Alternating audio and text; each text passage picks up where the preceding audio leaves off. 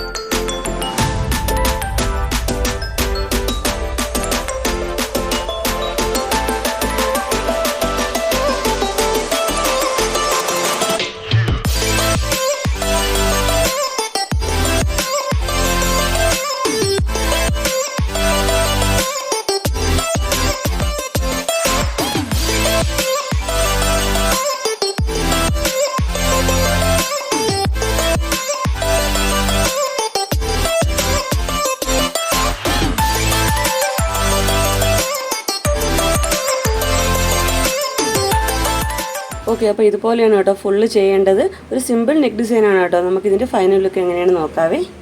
Okay, അപ്പോൾ നമ്മുടെ വർക്കിൻ്റെ ഫൈനൽ ലുക്ക് ഇതാ ഇതുപോലെയാണ് കേട്ടോ വരുന്നത്. വളരെ പെട്ടെന്ന് കുറഞ്ഞ ടൈം കൊണ്ട് നമുക്ക് ചെയ്യാനും പറ്റും. വളരെ ഈസി ആയിട്ട് ചെയ്യാൻ പറ്റുന്നൊരു വർക്കാണ് കേട്ടോ.